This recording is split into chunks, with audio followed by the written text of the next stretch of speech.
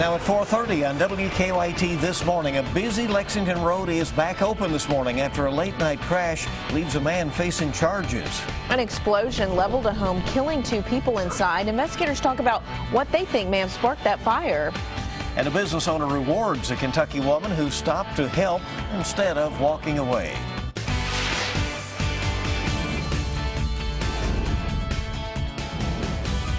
This is WKYT This Morning.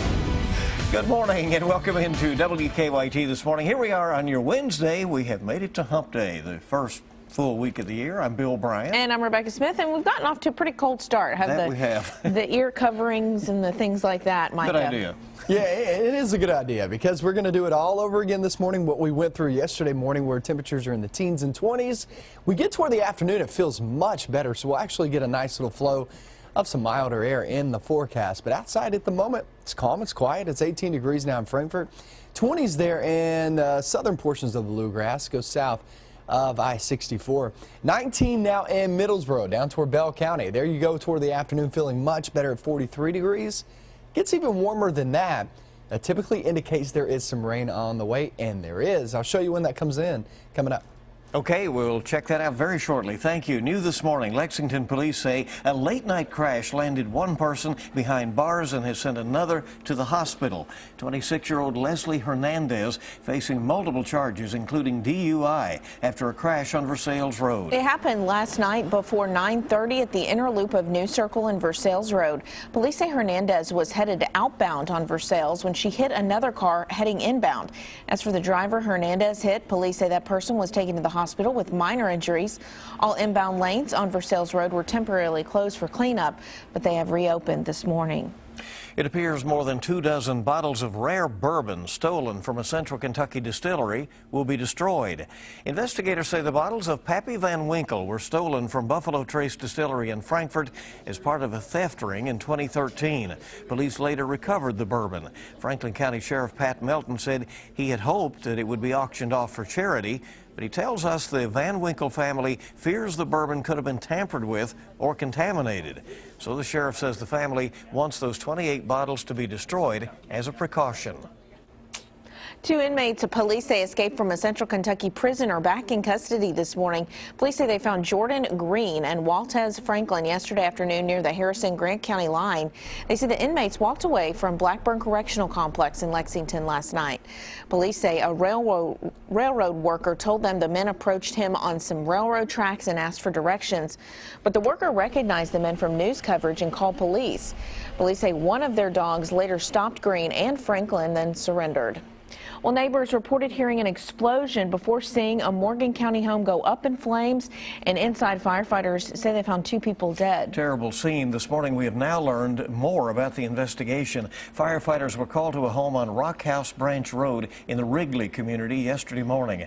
WKYT's Garrett Weimer talked to the fire chief and has the latest from Morgan County. The volunteer fire department here in Wrigley is just about a mile away, but firefighters say when they got to the home, there was nothing they could do. It was nothing short of a tragedy out this rural road in Morgan County, the kind of thing that's tough even for veteran firefighters to see. It is. It's really tough to go and have to find someone in there. The fire chief says a neighbor called 911 after hearing an explosion. It didn't take long for the fire to turn the place into a pile of rubble and ashes.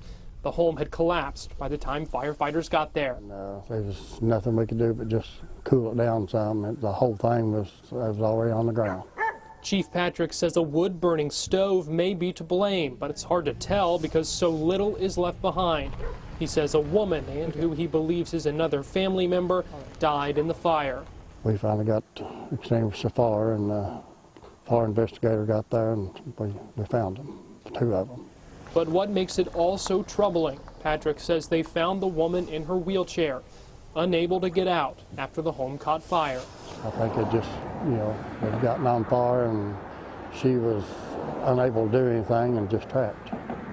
Investigators say they do not believe the fire is suspicious. In Morgan County, Garrett Weimer, WKYT.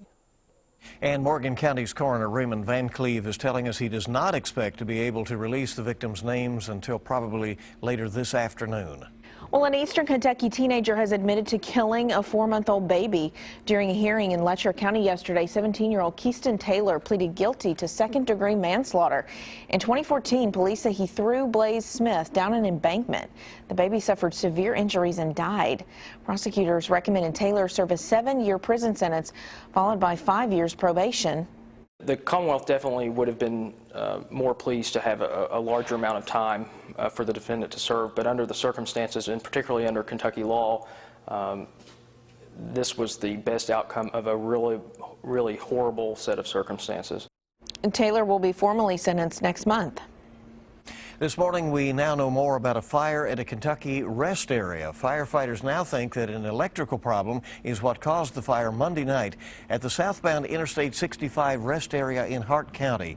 No one was injured in that. State transportation leaders say the inside of the rest area was gutted. At this point, they are not sure how long it will take to make repairs and to reopen that rest area. The Fayette County Health Department is wanting to make sure that your home is protected from an invisible danger. January is National Radon Action Month. The Health Department is offering free radon test kits for people living in Fayette County. Health leaders say radon is a naturally occurring radioactive gas. It's invisible, odorless, colorless. It gets into your home through cracks in your foundation or any penetrations. It's naturally occurring in the soil. It's just becomes a problem when the levels become elevated in your home. If you would like one of the free radon test kits, stop by the Fayette County Health Department. It's located on Newtown Pike. Well, Medal of Honor recipient and Kentucky native Dakota Meyer now says he is the father of Bristol Palin's second child. According to legal documents obtained by celebrity website TMZ, Meyer wants a judge to award him joint legal and physical custody. He's also asking for child support. Palin gave birth to the girl named Sailor last month, but she has not said officially who the father is. Palin announced she was pregnant shortly after breaking off her engagement to Meyer. Okay, interesting timing. Development there. Yeah. It is a random act of kindness that one Harrison County flea market owner says went a long way. She says the door to business opened after a lock fell off overnight. But a surveillance video shows a woman walking by made sure that business stayed secure. WKYT's Monique Blair talked to the Good Samaritan and the business owner. Christmas may be over, but for one Cynthiana woman, the giving season is not. And she kind of scooped in and saved the day.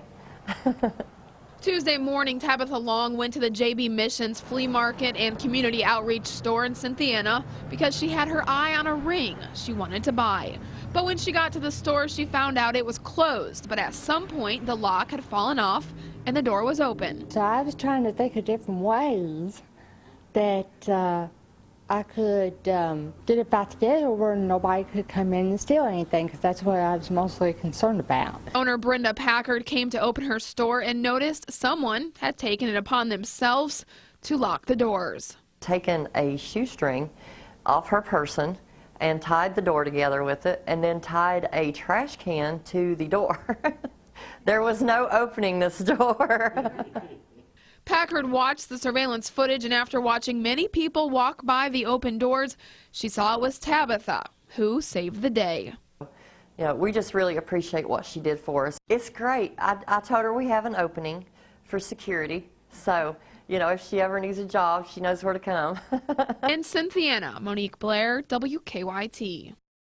Well, the business owner gave Long the ring that she wanted, along with a shopping spree for helping out. Very cool. All right, worked out all the way around. Time this morning is 4:39 on WKYT, and we're just getting started with the latest news on your Wednesday. In today's Mom's Everyday Minute, an addict and mother both get help for their drug abuse thanks to a treatment facility where children are welcome to stay. Temperatures still very cold this morning in the teens and 20s. Now we get through the next couple of days well above average. I'll show you those temperatures coming up next.